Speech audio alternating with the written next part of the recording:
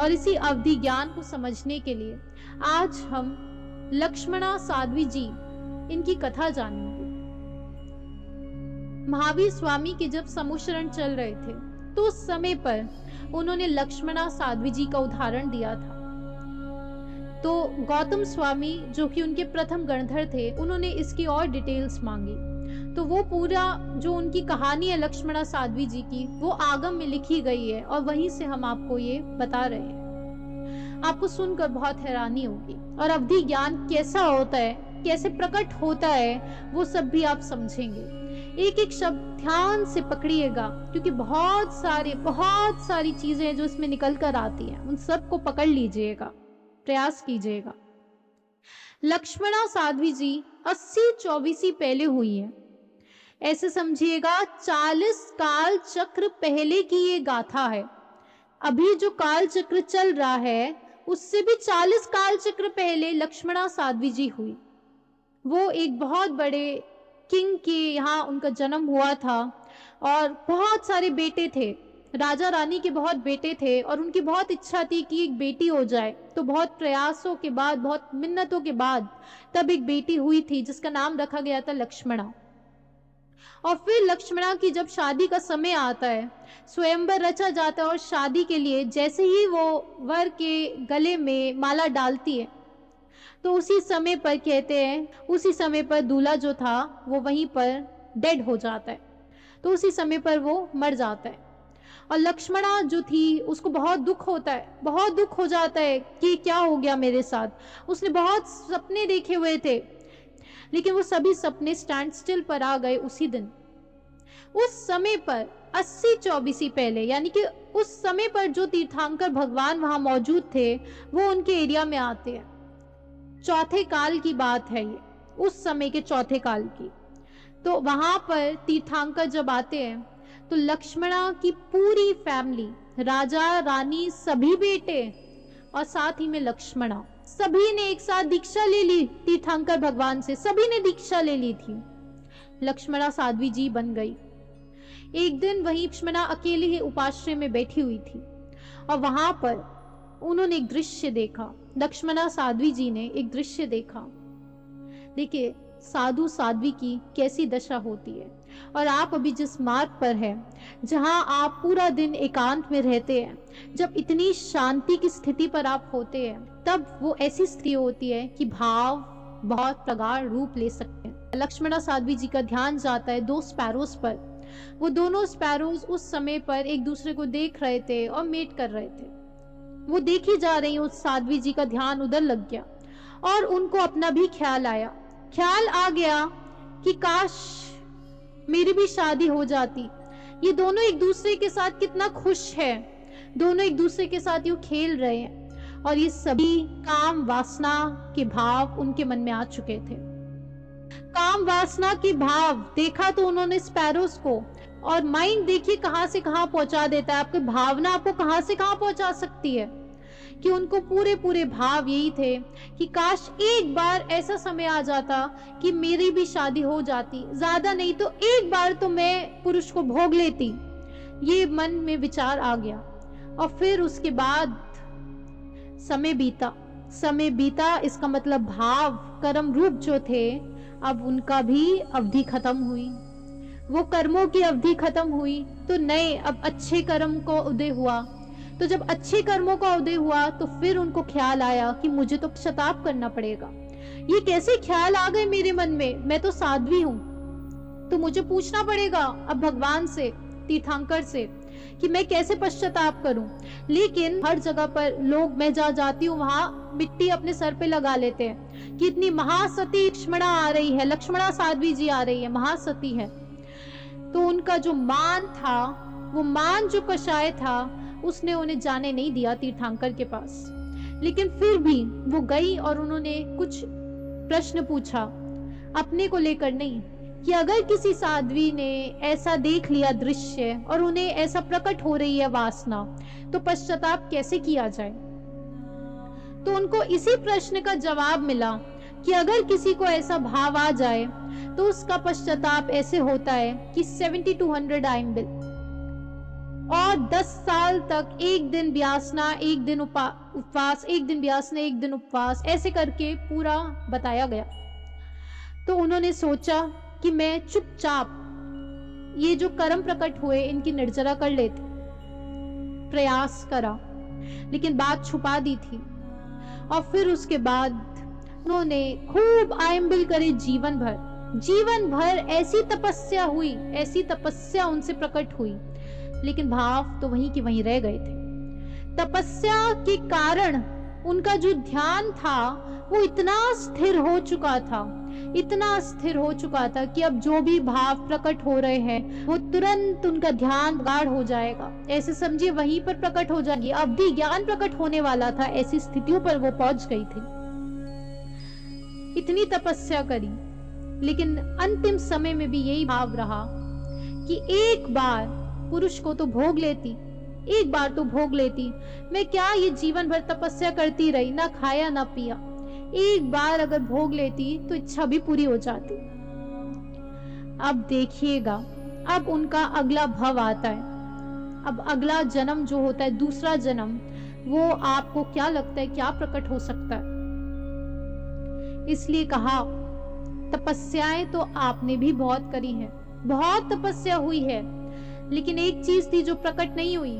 क्या प्रकट नहीं हुआ था? अकर्तापना। उन्हें लगा कि तपस्या करने वाली भी मैं, वो जो काम वासना का भाव आ गया वो भी मेरे को आया, मैं ही भोगूंगी, मैं ही भोगूंगी, और इस इच्छा में मर गई, शरीर छोड़ दिया। दूसरा भव जो आया वो किसका था? वो मेड बनी, प्रोस्टिट्यूट्स के यहाँ पर। उनका जन्म स्वर्ग में नहीं, प्रोस्टिट्यूट्स के यहाँ पर मेड बनी। वो मेड का क्या काम होता है? प्रोस्टिट्यूट्स के घर पर अलग अलग लड़कों को अलग अलग प्रोस्टिट्यूट्स के कमरों में भेजना, उनको वाइन सर्व करना, मांस सर्व करना और वॉमिटिंग साफ करना, एड करना, फर्स्ट एड देना प्रोस्टिट्यूट्स को, ये उनका वहां काम था। पिछले जन्म में साध्वी के रहने के कारण उनका चेहरा अत्यंत ही सुंदर तो था, लेकिन सर पर एक भी बाल नहीं था। बहुत सुंदर चेहरा, सर पर एक भी बाल ना होने के कारण वो उस जन्म में भी पुरुष को नहीं भोग पाई। जो उनकी इच्छा थी, काम वासना प्रगाढ़ होती जा रही थी। एक भव, पहला भव जिसमें साध्वी रहकर काम वासना का भाव आया, अभी दूसरा भव, यहाँ पर सर पे बाल नहीं तो काम वासना और बढ़ती जा रही थी, लेकिन बहुत ही सुशील व्यवहार था उनका, बहुत ही अत्यंत सुशील, जहां भी जाती सबकी चाहती बन जाती थी वो। लेकिन अंदर तो भाव काम वासना का चल रहा था कि मैं भी काश भोग लेती। प्रोस्टिट्यूट्स के वहां सबको देख रही हैं, ये भोग रहे हैं, मैं नहीं भोग पा रही हूँ, ये भाव उनका चल रहा। और उस भाव में वहां से प्रोस्टिट्यूट्स के वहां से उनको निकाल दिया जाता है, और फिर वो एक ऐसे घर में जाती है, एक पुरुष उनको अपने साथ रख लेते हैं, लेकिन वो पुरुष विवाहित होते हैं, कोई संभोग नहीं होता उनका, लेकिन इच्छा फिर भी मन में रह रही। जो पुरुष की स्त्री थी, यानी कि जो पुरुष की वाइफ थी, उस वाइफ को बहुत क्रोध आया इस लड़की को देखकर कि ये क्यों रहती है हमारे घर पे, ये जरूर मेरे हस्बैंड को फंसाना चाहती है। तो उसने क्या करा, उसने इनका मर्डर कर दिया, उसने उनका मर्डर कर दिया जलन के कारण, द्वेष के कारण। वहीं पर इनका दूसरा भव जो था वो भी इसी इच्छा में खत्म हो गया कि काश मैं भी भोग लेती, और इतना पेन में उन्होंने अपना वो शरीर छोड़ दिया। ये जो इच्छा थी फीमेल की, काम वासना की, इतनी प्रगाढ़ हो चुकी थी कि अब उनका जो तीसरा भव होता है वो काफी शॉकिंग लगेगा आपको। तीसरा भव जो था वो वाइफ बनती है चक्रवर्ती की। चक्रवर्ती की जो वाइफ होती है उनको कहा जाता है स्त्री रत्न। ऐसा क्यों कह दिया? रत्न तो इसलिए भी कह दिया क्योंकि रत्न जो है वो तो जमीन के नीचे होते हैं, और थोड़ा और खोदेंगे तो पहला जो नर्क है वो रत्न प्रभा ही है। ये जो प्रवृत्ति चाहिए किसी चक्रवर्ती की वाइफ बनने के लिए, वो प्रवृत्ति नारकी वाली होती है। क्यों हम ऐसा कहते हैं आप समझेंगे। चक्रवर्ती का मतलब होता है कि नर यानी कि मेल पर्याय, फीमेल पर्याय है तो दोनों आत्मा, लेकिन दोनों के सामने क्या कर्म प्रकट हो रहे हैं, दोनों में कुछ भेद होता है, मेल और फीमेल में।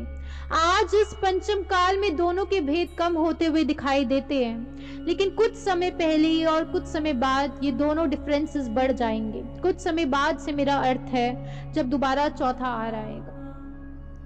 तो अब ये जो डिफरेंस होता है वो ऐसा होता है कि चक्रवर्ती मेल पर्सनालिटी का जो सबसे हाईएस्ट रूप हो सकता है वो उसको धारण किए हुए होते हैं, और चक्रवर्ती की वाइफ फीमेल पर्सनालिटी में जो सबसे हाईएस्ट हो सकता है रूप वो उसको धारण किए हुए होते हैं। मैंने ये नहीं कहा कि पॉजिटिव होते हैं नेगेटिव, लेकिन जो मैक्सिमम हो सकता है, तो मैक्सिमम क्या था फीमेल का, वो थी एक्सट्रीमली पावरफुल लस्ट, यानी कि बहुत बहुत काम वासना से भरी हुई एक स्त्री।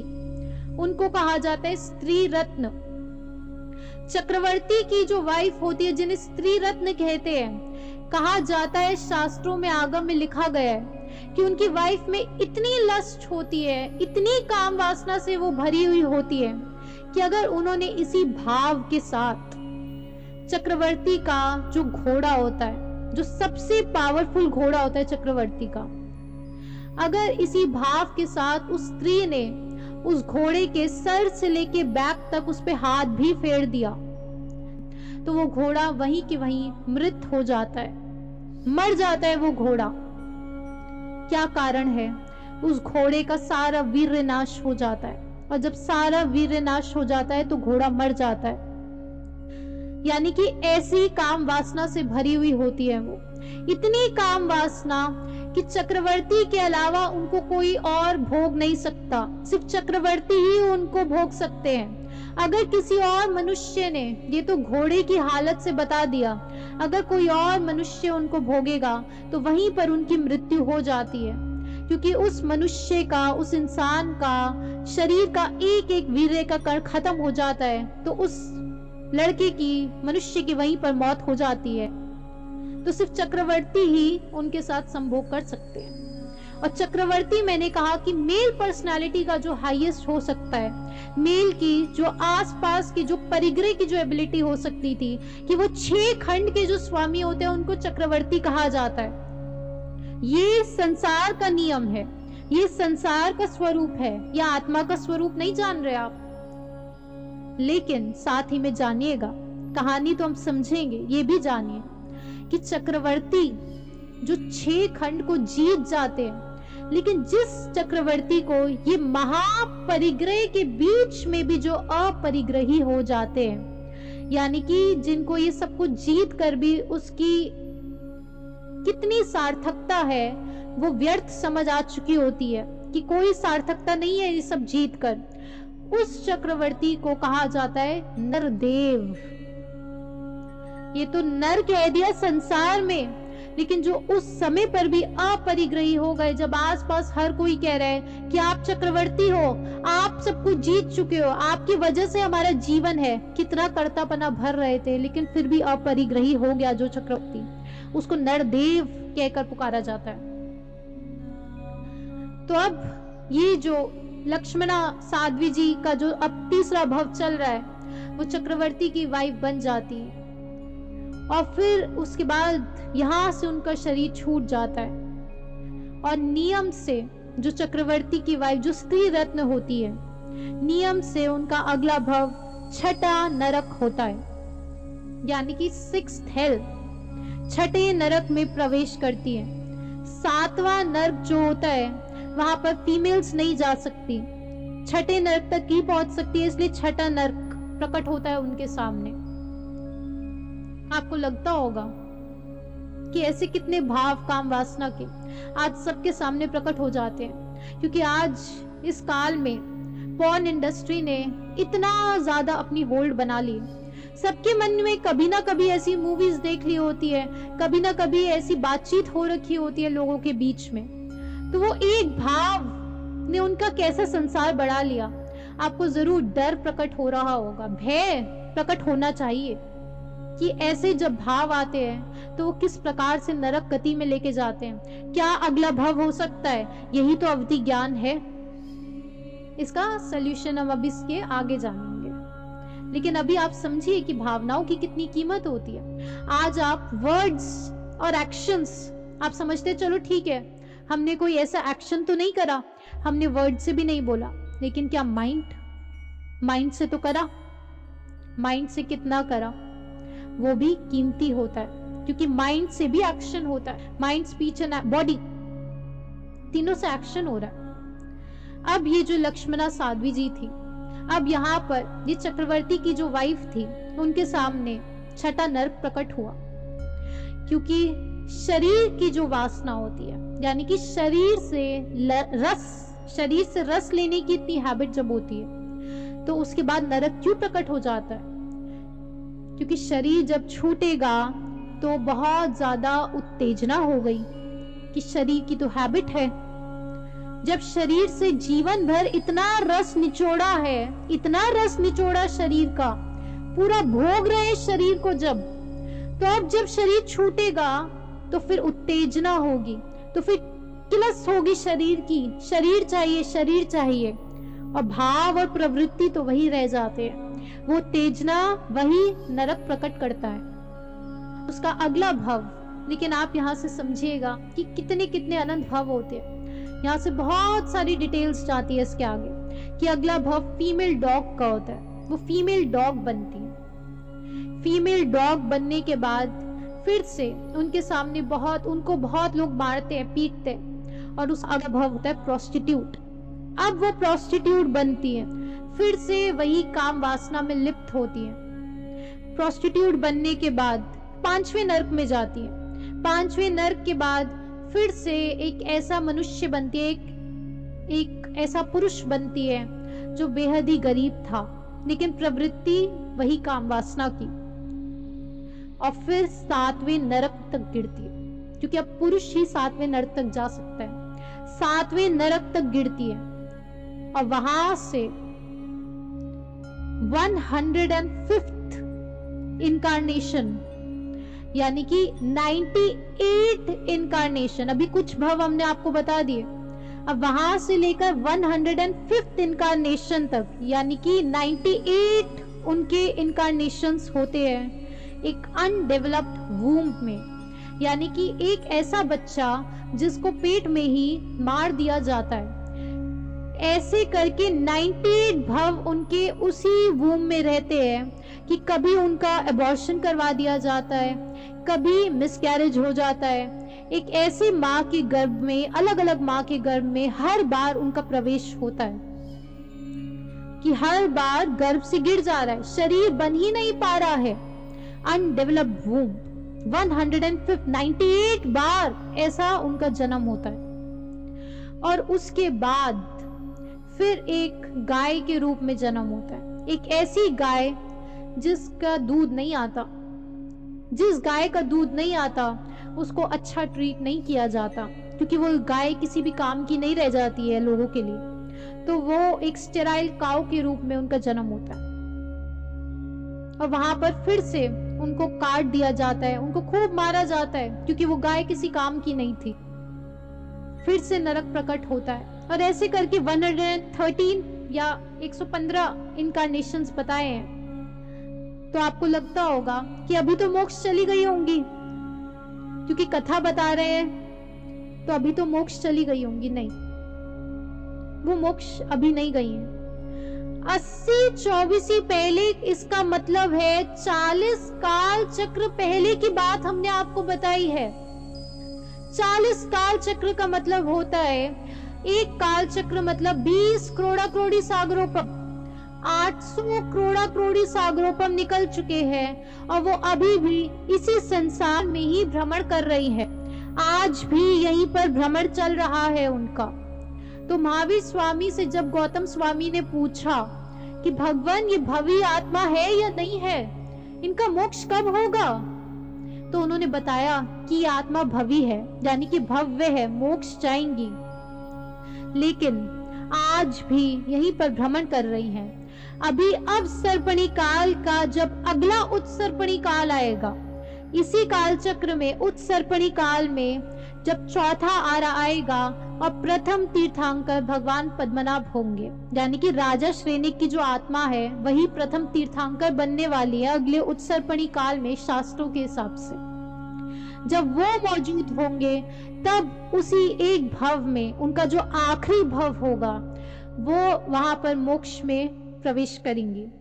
उनका जो आखिरी भव है वो एक स्त्री बनेंगी, एक लड़की, और उस लड़की की ऐसी डिफॉर्म्ड क्रूकेड बॉडी होगी, यानी कि शरीर उनका ऐसा होगा कि माँ जैसी उस बच्ची को देखेगी तो माँ बोल देगी कि इसको देखकर मुझे अच्छा नहीं लगता, इसका शरीर इतना अभद्र है, इतना बेकार लगता है उसे देखकर। ऐसा आसपास के सब लोग बोलेंगे उस लड़की को देखकर कि ये बिल्कुल सुंदर नहीं, ये जहां जाती है हमारा जी खराब हो जाता है। तो इसलिए उस छोटी बच्ची को ही उसके शरीर पे काली पोत कर उसको पूरे गांव में गाया जाएगा एक डंकी पर बिठाकर, और उसको बाहर फेंक दिया जाएगा।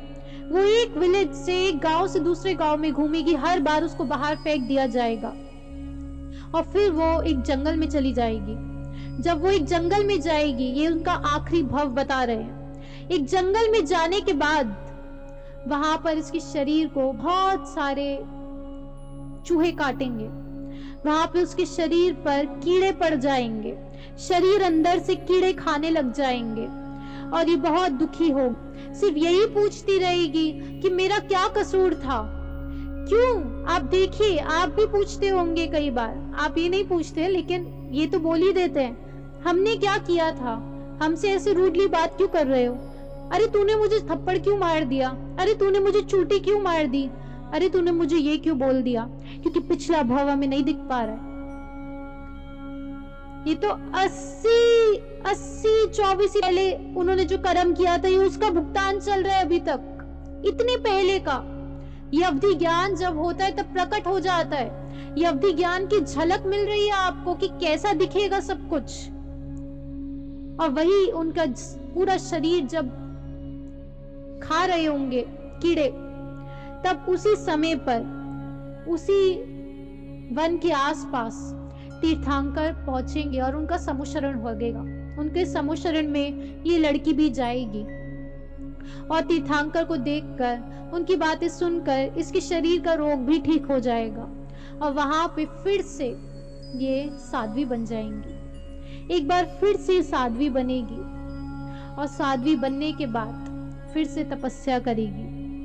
इस बार तपस्या करेगी नहीं, इस बार उसकी तपस्या प्रकट होगी। और अब उसने वही प्रश्न जब पूछा कि मेरे साथ ऐसा क्यों हुआ, मेरा क्या कसूर था, मुझे क्यों लोगों ने भगा दिया, क्यों मेरे शरीर को यूं खाया गया, तब जाकर वो तीर्थंकर उनको बताएंगे कि लक्ष्मणा साध्वी जी के काल में तुमने क्या किया था, उसके बाद किस प्रकार से तुम्हारे भाव, तुम्हारे कर्म कैसे कैसे प्रकट हुए, और अब पश्चाताप प्रकट होगा और तब उनकी अकर्म निर्जरा होगी। और उसी भव में जब वो साध्वी बनेंगी, उसी भव में मोक्ष उनके सामने प्रकट होगा। वो मोक्ष की अवस्था को रियलाइज करेंगे, उसमें प्रवेश करेंगे। ये सब आपने समझा, ये सब कुछ आपने जाना, ये सारा कुछ जो आपने जाना, हकीकत ये है कि ये सब कुछ बहुत ही सीक्रेट रखा जाता है। ये बातें यूं ही नहीं बताई जाती। क्यों नहीं बताई जाती? ये पंचम काल में नहीं बताई जाती क्योंकि लोगों को लगता है कि अरे अरे सुपरस्टिशन है, नरक तो सुपरस्टिशन है। लोगों को लगता है ऐसे कैसे इतनी तपस्या करी, अब प्रोस्टिट्यूट बन जाएंगे अगले भाव में। भाव क्या चल रहे हैं, भावों की कीमत नहीं है, क्योंकि सिर्फ और सिर्फ मटेरियल को पकड़ सकते हम, और मटेरियल को नहीं पकड़ना। अगर आपको वो जो एब्सोल्यूट है उसको पकड़ना है, यानी कि भावों को पकड़ना है, तो उसके लिए मटेरियल से पहले ध्यान भी तो हटाना होगा, क्योंकि आप तो ध्यान ही है। ध्यान अपने पर आएगा तब सारा सत्य प्रकट होगा।